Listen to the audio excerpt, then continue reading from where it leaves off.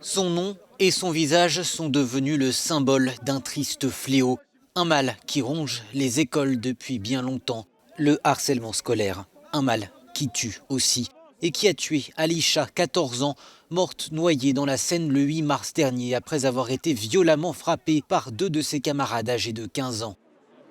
T-shirt blanc à son effigie et rose blanche à la main, plus de 2000 personnes ont assisté à une marche blanche ce dimanche à Argenteuil pour lui rendre hommage. Je n'arrive pas à croire ce qu'il m'arrive. Son départ brutal et violent m'empêche de dormir. Je me sens seule. On m'a arraché une partie de moi. Un drame qui vient rappeler à quel point le harcèlement scolaire est plus que jamais d'actualité, renforcé par les réseaux sociaux. Car avant le meurtre, l'adolescente a d'abord été victime de harcèlement sur le réseau social Snapchat. Des photos d'elle en sous-vêtements circulent, puis deux camarades lui tendent un guet-apens dans l'après-midi du 8 mars.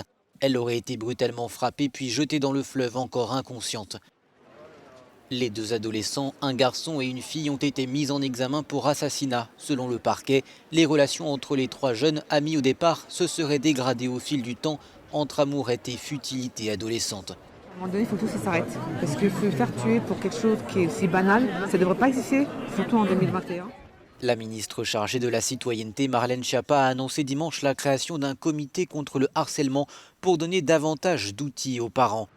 Car le harcèlement scolaire reste encore trop sous-estimé. Selon une étude de l'UNESCO, environ 2 élèves sur 10 en seraient victimes.